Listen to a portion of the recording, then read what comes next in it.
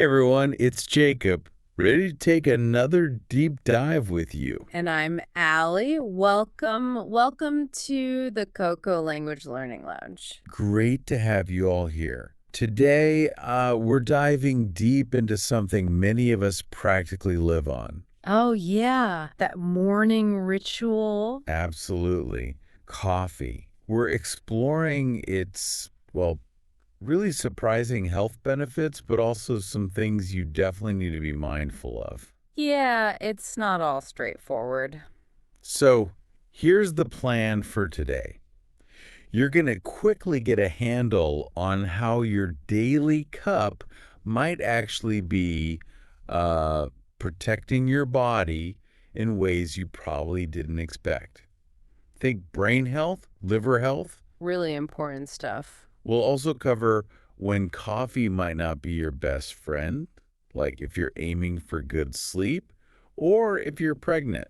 Crucial points there. And here's a cool little nugget. We'll get into how you actually make your coffee really truly matters for your heart. You'll leave feeling, well informed, ready to make smarter choices, maybe with some fun facts to share. Sounds like a plan. Okay, let's unpack this then. Most of us, we reach for coffee for that wake up boost, right? Get the day started. Totally, the caffeine kick. But what's really fascinating, I think, is how many deeper health links studies have found. It goes way beyond just shaking off sleepiness. It's so true. And what a lot of people don't realize is coffee isn't just caffeine, not at all. It's this incredibly complex mix. Complex. How so? Well, we're talking thousands, literally thousands of different chemical substances in one cup. Yes, caffeine, obviously, but also really beneficial things like polyphenols. Polyphenols. Those are antioxidants, right? Exactly. Powerful plant compounds like chlorogenic acid, great antioxidant benefits. Plus, you've got carbohydrates, lipids, minerals like magnesium and potassium, and even these unique things called ditropamines. Dicterpenes. Okay, I'm making a note of that one. Yeah, we'll definitely circle back to those because they matter for cholesterol. But the point is, many of coffee's amazing benefits actually come from all these other components working together. So it's like a whole team effort in my mug, not just the star player, caffeine. That's a perfect way to think about it. And this team, well, research keeps suggesting it might lower the risk for several serious diseases. Like what specifically? Well, for brain health, for instance, studies have found links to a lower risk of Parkinson's disease and maybe even Alzheimer's in some people. Wow, okay. Parkinson's and Alzheimer's. Yeah. And beyond the brain, there are links to a lower risk of metabolic syndrome and chronic kidney disease, too. Okay, metabolic kidney. I think I've also heard something about coffee and the liver. Is that right? Sounds kind of major. It really is. This is one of the most interesting areas, actually.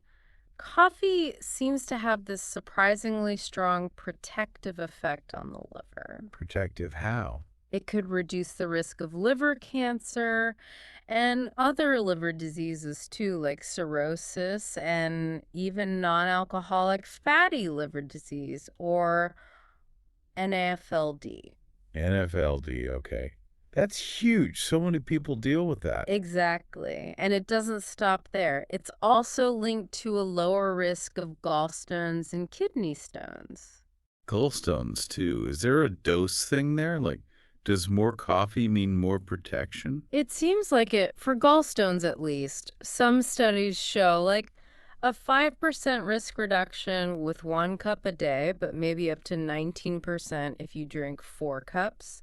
So it's not linear, but yeah, more seems better in that case. Huh. That's really something for liver health.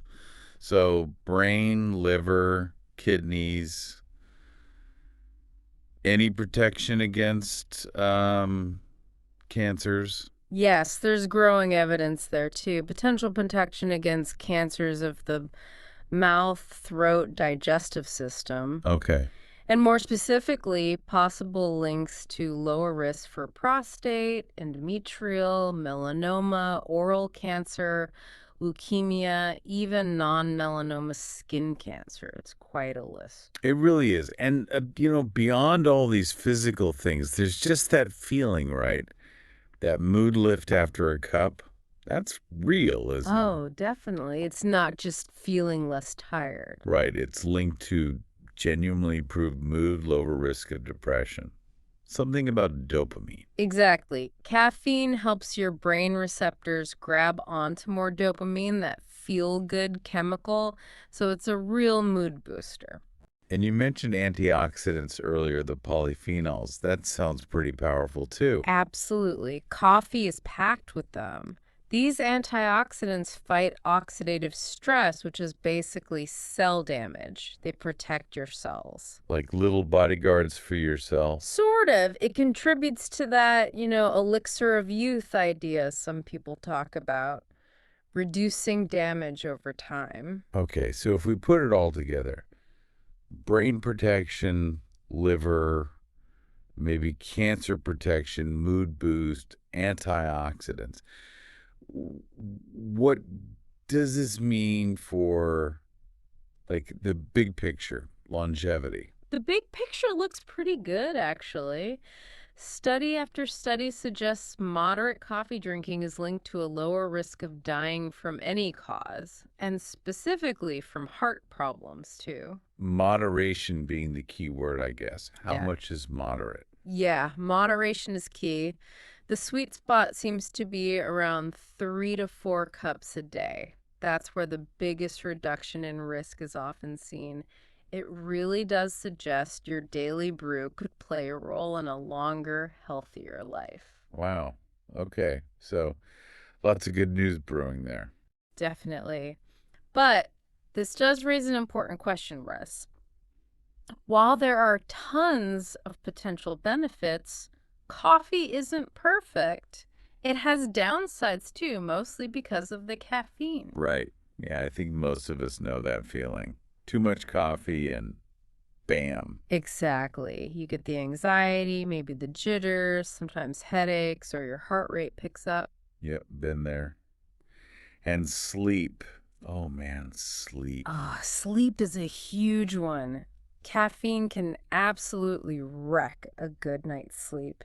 Studies show it can cut your total sleep time by about 45 minutes on average. 45 minutes. That's a lot. It is. And it reduces sleep efficiency, how restful your sleep is, by about 7%.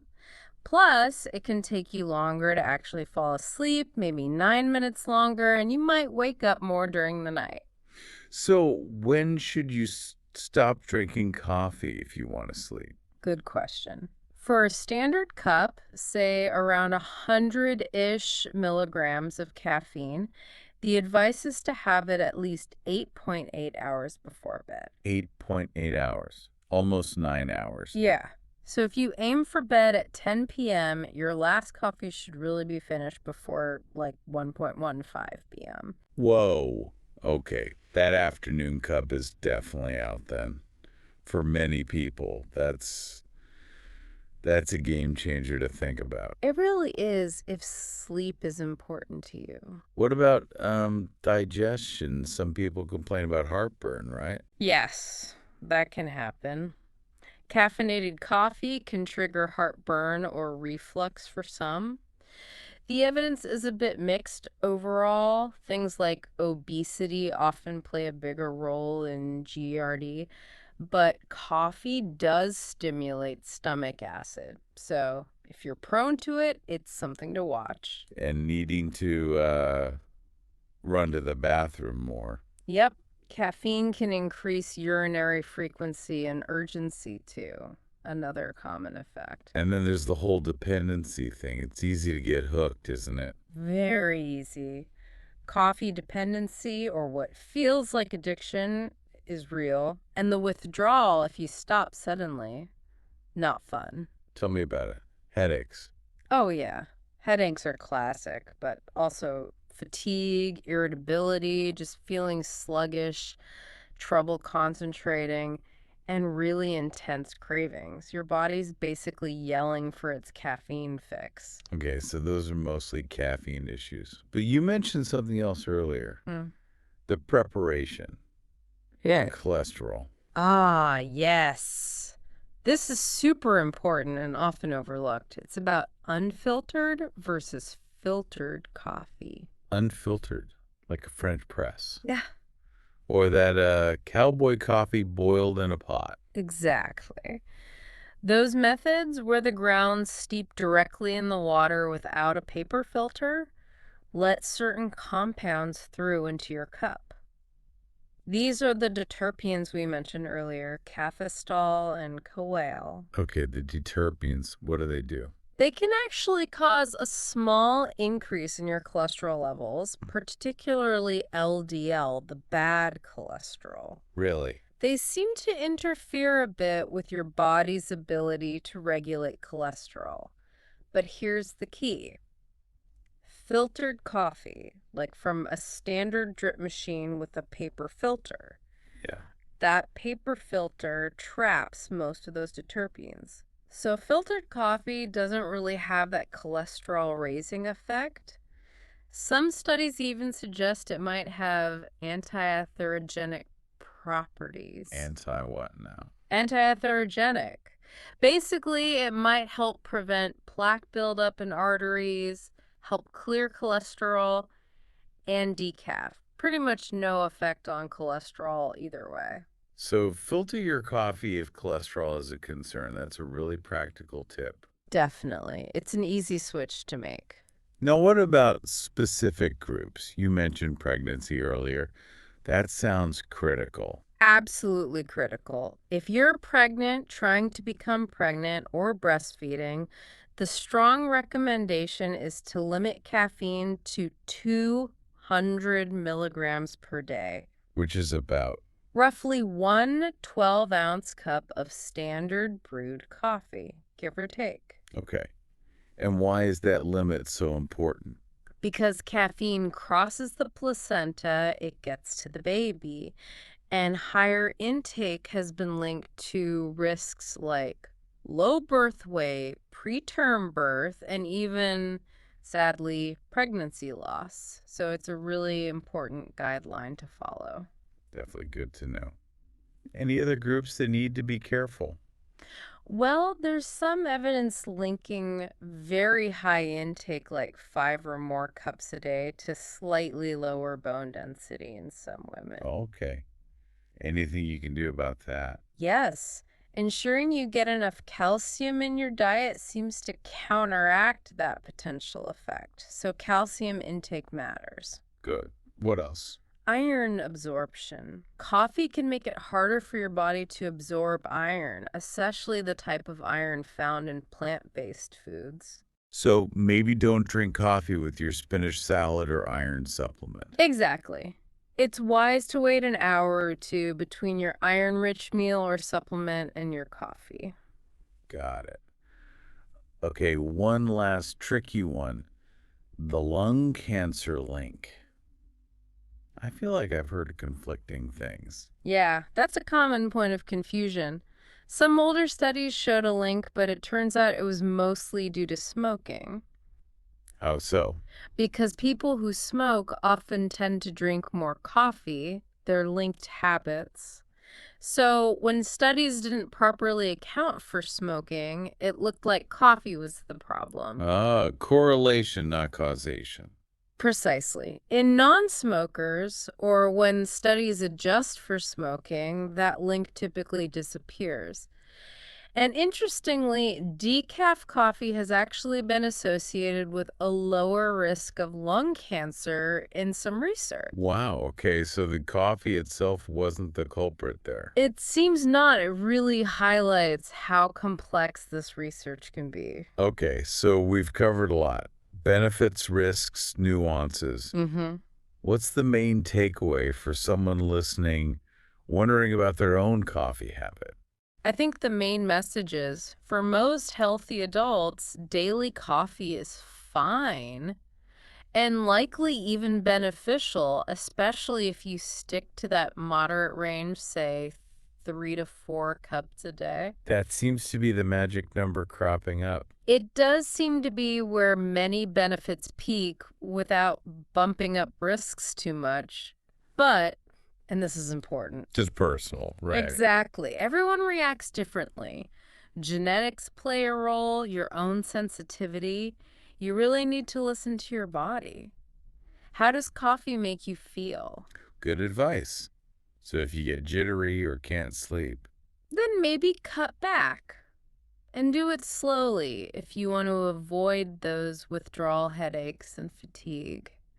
It's about finding your right balance. and remembering the filter. That seems like a simple win. Definitely reinforce that. If you drink unfiltered coffee regularly, maybe consider switching to filtered, especially if cholesterol's on your radar. And the timing, especially for sleep, that 1 p.m. cutoff is sticking in my mind. Yeah, timing is key. Drink it earlier in the day. Protect that precious sleep. Some research even hints that morning coffee might be better for your heart rhythm than drinking it throughout the day, maybe tied to our internal clocks. Interesting. And finally, it's not just the coffee. Right. Don't forget what you add to it. All that sugar, syrups, heavy creams. They can easily turn a potentially healthy drink into something less beneficial. Black coffee, or maybe just a splash of milk, seemed like the way to go to get the real benefits. That's generally the best approach, yeah. Keep it simple. Wow. This has definitely given me a new perspective on my morning cup. It's way more than just hot bean water. It really is so much complex chemistry and biology happening. Knowing these details helps you appreciate it more and enjoy it mindfully, right? Making choices that work for your health. Absolutely. Yeah. So maybe next time you brew that cup, think beyond just the jolt. Think about that whole symphony inside. The antioxidants, the effects on your liver, your brain, maybe even your cholesterol, depending on your filter. It's kind of amazing. Mm. What small tweak might you make to your coffee routine now? Something to ponder over your next brew. Thanks so much for taking this deep dive with us today. Yeah, thanks for tuning in. Until next time, stay curious and keep learning.